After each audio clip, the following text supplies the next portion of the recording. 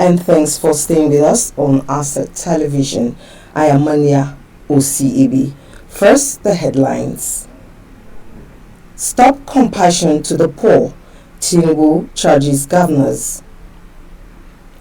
Former Kaduna Governor El-Rufai slams 1 billion naira suit on Icpc. Road closed as Irati youths block access roads in Plateau State. President Bola Tinubu on Monday in Abuja urged Muslim and Christian leaders in the country to show greater compassion to the poor and underprivileged by pursuing policies that cater for the needs of the majority in the grassroots. The president, who hosted governors for the breaking of an interfaith fast at the presidential villa, said the periods of abstinence and penitence of both religions underscore a common humanity. President Tinubu noted that Ramadan and Lent provide opportunities for leaders in both religions to reflect further on plight of others and to design programs that will directly impact the livelihoods of many. The president said more could be achieved, especially in reducing poverty and empowering the youths. Former Kaduna State Governor Nasir El-Rufai has filed a 1 billion fundamental rights enforcement suit against the Independent Corrupt Practices and Other Offences Commission (Icpc) over alleged unlawful invasion and search of his Abuja residence. In the suit marked FHC Abuja CS 345/2026 and filed at the Federal High Court in Abuja on February 20th by his counsel Oluwole Iyamusan, El-Rufai is challenging the validity of a search warrant issued on February 4th by a state magistrate of the FCT Magistrates Court.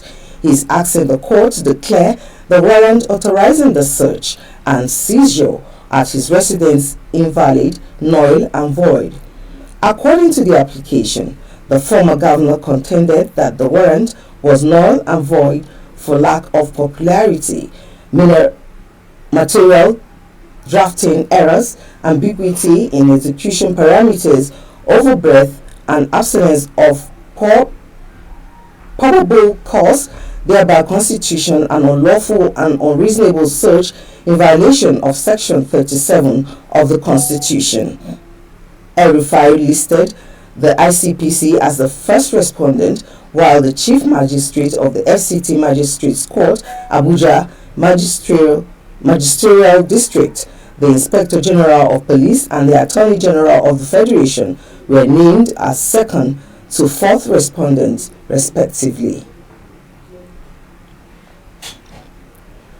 The Nigerian Customs NCS, following the approval of licenses and automation and permits process, on Monday held sensitization engagement with stakeholders on how to go about the process. Delivering a keynote address, the Zonal Coordinator Zone A, Lagos of Service, Mohammed Baba Dede, as Assistant Controller General of Customs, ACG, said the event was not a routine ceremony but marks the beginning of a new chapter on how the service delivers its licenses and permits services to stakeholders. He confirmed that the Comptroller General of Customs, Bashir Adewale Adeniyi, has approved the full automation of the licenses and permits processes of service, noting that this is a direct response to a long-standing need to make the processes faster, more transparent and easier for the people they serve. ACG Baba Dede said that for many years stakeholders have had a deal with paperwork, long queues and uncertainty that comes with manual processing. The ACG also explained that for the service, automation means better record keeping, easier supervision, and the ability to serve more stakeholders at once without increasing the burden on officers. Nigeria's Minister of Solid Minerals Development, Dr. Dili Alake has assured foreign investors in the country's mining sector to reboost legal protections under the internationally recognized Cape Town Convention on International Interest in Mobile Equipment. The minister gave this assurance in Cape Town, South Africa during the signing of a Memorandum of Understanding between the Kai Gold and Precious Metals Refining Company Limited and SGS Batman. The agreement was executed on the sidelines of the Investing in Africa Mining in Daba, one of the continent's foremost mining investment gatherings. Alake emphasized that Nigeria's status as a signatory to the Cape Town Convention provides international lenders, equipment financiers, leasing companies, and technical partners with clear legal safeguards. The treaty standardizes transactions, including movable assets, and offers strong protections, including assets registration, security interest, and reposition rights in cases of default. We'll take a break now. Mom, 20,000 Naira for that video game I told you about. 20,000? Yeah. Did your dad just give you money? Yeah, but I need more for this new release. My hands are busy. Go ahead, send it yourself. 20,000, okay? Facial verification. What the? Forgot to mention, your dad taught me how to set it up in order to avoid sending large sum of money accidentally. Come on. You think you can assault me the way your sister did with your dad? You are lucky I'm always sending it.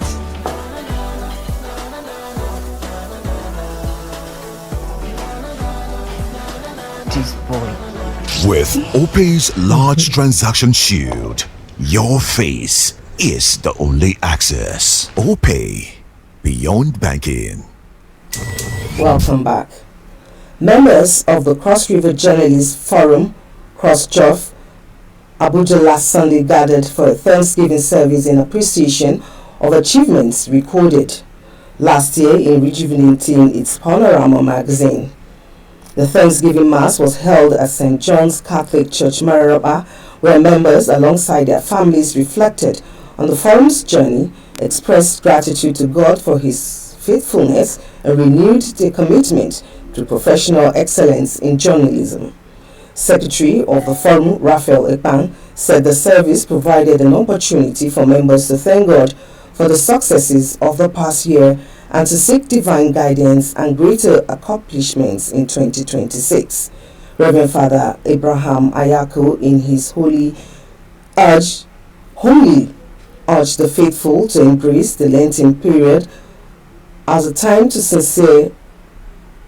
of sincere repentance, reconciliation, and spiritual renewal. Father Ayako further stressed that fasting without genuine repentance, forgiveness, and acts of charity towards the less privileged would yield no spiritual reward, calling on all Christians to demonstrate their faith through practical expression of love. Chairman of CrossJof, Francesca Orga, commended members of their steadfast support and commitment to the growth of the forum and expressed optimism that the beginning of the year with Thanksgiving will usher in greater blessings and achievements. The Chief Judge, Federal High Court Justice John Soho, has reassigned the 2 cases filed by the Economic Financial Crimes Commission (EFCC) against Abubakar Malami, former Attorney General of the Federation (AGF), to another judge. The case files, which remitted back to the CG by Justice Obiara Ogutu following the result, has been fixed for February 27 by the new trial judge, Justice Joyce Abdul Malik. Justice Ogutu had on February 12 withdrawn from the civil and criminal justice filed by the EFCC against Malami, his wife Hajia Asibi Bashir, and his son Abdulaziz. Ogutu, who also reassigned the cases after a sister court presided over by Justice Emeka Nwite earlier heard the matters, said he decided to withdraw from them for personal reasons and for better interest of justice. The two cases include the multi-billion Naira 42 suit concerning 57 property and the 8.7 billion money laundering charge filed by EFCC against Malemi, Asabe and Abdulaziz. Fresh waves of violence rocked parts of Plateau and Bauchi states on Sunday, leaving at least 14 people dead and several others abducted, while angry youths in Plateau blocked a major road highway in protest. The victims were reportedly attacked on Sunday night at a bar located along the highway. The killings triggered outrage among residents, with youths, women and sympathizers blocking the road and demanding justice. Security personnel under Operation Enduring Peace were deployed to the area to restore calm and ensure the free flow of traffic. The protesters vowed not to evacuate the highway until authorities take decisive steps to apprehend and prosecute those responsible for the attack. One of the protesting youths, Samson Godia, decried what he described as recurring assaults on the community. Bauchi State Governor Bala Abdul Kadir Mohammed said the construction of an ultra-modern market will boost trade in the state as well as accelerate economic activities. Bala said this during the groundbreaking ceremony of a modern market in Bauchi.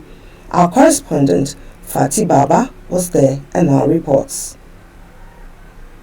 Performing the grand ceremony for the construction of a new modern market in Bauchi State, Governor Bala Abdul Kadir Mohammed said the project is in line with his administration's blueprint of boosting commerce, improve economic activities, and strengthen small and medium enterprises for sustainable development in the state. The governor, who charged the contractors and partners to hasten the completion to enable the marketers to relocate to their new sites, assured of his administration's readiness to remain committed towards creating an enabling environment for business activities to thrive in the state.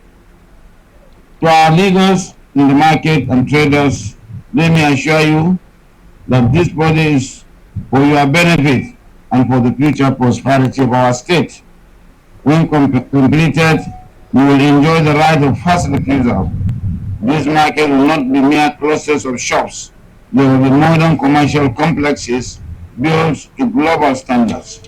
Key features will include structured layouts and proper access roads, fire safety systems and hydrants, drainage and sanitation infrastructure, adequate parking and loading bays, security architecture with surveillance systems, waste management and recycling facilities, dedicated section for wholesale and retail trade, digital shop allocation and management systems.